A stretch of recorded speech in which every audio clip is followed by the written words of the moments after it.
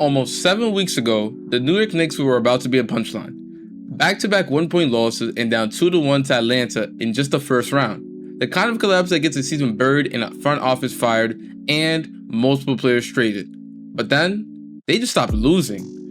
13 straight wins, the second longest playoff streak the league has ever seen, and statistically, the single most dominant one ever. So, how does a team that was one possession from a first-round disaster turn into a historical juggernaut overnight? Well, let's walk through it. Real quick, let's have some context. This is a franchise that hadn't seen the NBA Finals since 1999 and hadn't won a title since 1973. That's not a drought, that's a disaster. And right now, as I'm recording this, they are up 2-0 on the San Antonio Spurs in the 26 Finals, 2 wins from ending it all. But the Finals isn't even the wild part, the run is the wild part. So, let's rewind to the moment where everything flipped. It's April 23rd, and the Knicks just sustained 2 straight one-point losses to the Hawks, down 2-1, and their season hanging by a single thread. But here's the part that nobody saw coming. From that night forward, the results go win, win, win, and it just doesn't stop. 13 wins in a row. They flip the Atlanta series, winning the next 3. Then they sweep Philadelphia. Then they sweep Cleveland in the conference finals. Then they walk into San Antonio and take the first 2 games of the finals on the road. So what actually changed? 2 things. A coach who made an adjustment and a roster that was built for exactly this. Let's start with the guy holding the clipboard, Mike Brown. Now, this is Mike Brown's first season with the Knicks, but this is not his first time being a coach. Well, that's kind of obvious, isn't it? Funny enough, Brown was an assistant on the 2017 Golden State Warriors that won a record 15 straight playoff games. He even went 12-0 as their acting head coach while Steve Kerr was out with back issues. The man has a lightning in a bottle on his resume, and now he's doing it again. And the adjustment? After those first round losses to Atlanta, he retooled the approach, and the Knicks haven't lost a game since. Now, the changes Brown made were simple, but they were genius. For years, the offense in New York ran through Jalen Brunson. The ball is always in his hands, everyone watches, and he goes to work. It's a great offense, until a defense loads up and the whole thing just stalls, like it did on the last possession in Game 3. So, Brown just flipped it. He turned Karl-Anthony Towns into the hub, and the proof it worked? Brunson is still leading the entire playoffs in the time of possession, but his actual minutes with the ball in his hands are the lowest of his 4 years in New York.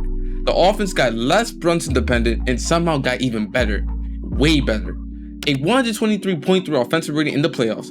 This team can kill you from inside and out and can dominate almost any defense at any given time in this year's playoffs. That's the offense. Now, the part nobody wants to talk about is the defense. Now, under Tibbs, this was a drop coverage, stay home defense. Brown blew that up too. The Knicks started blitzing ball screens, 2 defenders attacking the ball handler, daring you to beat them 4-on-3. They blitzed at more than triple their regular season rate, the highest in the entire postseason. And the second piece, the matchups. Brown stopped hiding Brunson on a scorer who was always hunting him. For example, CJ McCollum was cooking him early in the Atlanta series, and instead put Brunson on the lowest usage guy on the floor while OG, Hart, and Bridges erased everyone else. And the result? Let's read these defensive numbers. Opponents are shooting 30.5% from deep against them, on pace to be the lowest mark any defense has ever allowed. And on wide open threes, the cleanest looks in basketball, only 32.3%. The lowest in the entire tracking era. The best offense in the playoffs, the best defense in the playoffs, both born from one film session after one gut punch loss. Mike Brown is showing how a coach can really impact the game on the court, but we can't forget about the players. So let's actually meet the players, the top of the rotation, and the engine.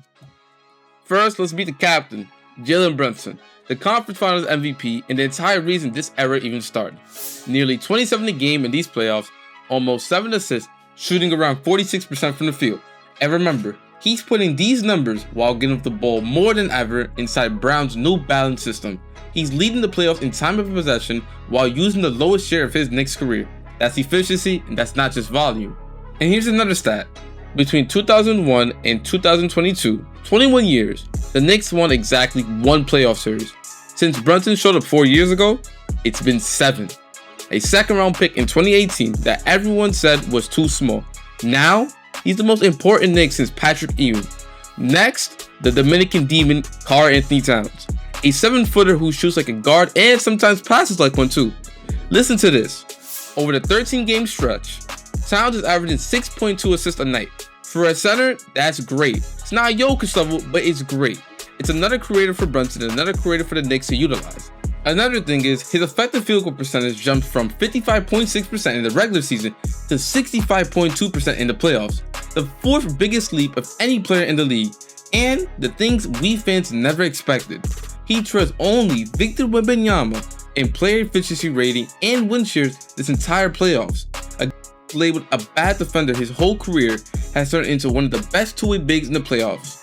Another thing is, in Game 2 of the finals, he dropped 21 and 13 through foul trouble and took home player of the game. When he's cooking, the Knicks are unguardable. Next, we have the quiet assassin, OG Anunoby. OG might be the most underrated player on this team, and it's not even close. Almost 20 a game, near 48% from 3, and he's doing it while anchoring the #1 ranked defense in the entire playoffs. And here's another crazy stat. His effective field percentage went from 58% in the regular season to nearly 68% in the playoffs, the third biggest jump in the entire league for these year's playoffs. Now, his two-way impact is crucial for the Knicks to win this series. He can guard the 1 through 5 with ease and give problems to Tassel, Harper, Fox, and even Wembanyama when needed. Now, for the player that actually kickstarted the win now mode, the man that costed 5 first-round picks, Mikal Bridges. Now, this was kind of personal because 6 weeks ago, lots of fans wanted him benched.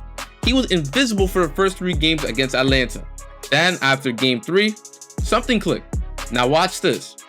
In game 2 of the finals, he hit 8 straight shots, 20 points, 5 boards, 5 assists, over 60% shooting, and that combination in a finals game, only one other Knick has ever done it.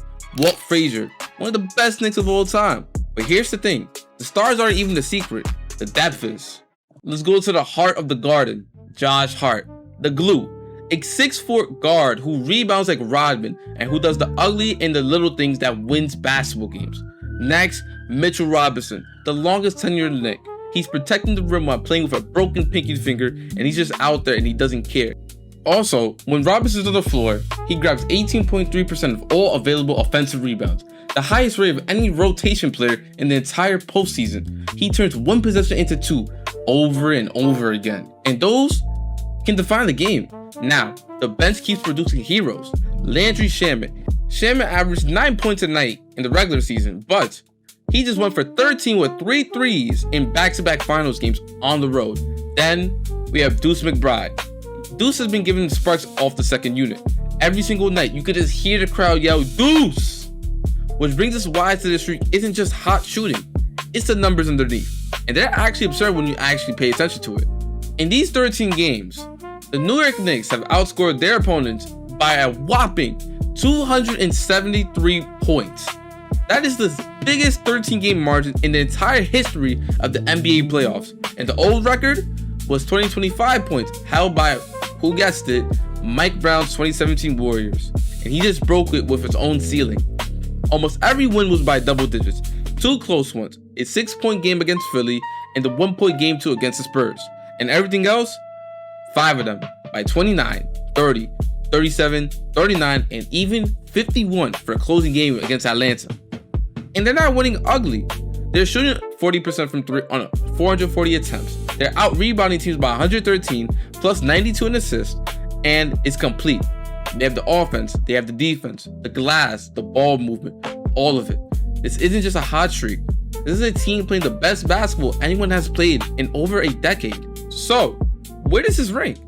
13 straight is second all time. The only team ahead of them, as we mentioned, was the 2017 Warriors at 15, coached in part by the same guy now on the Knicks sideline.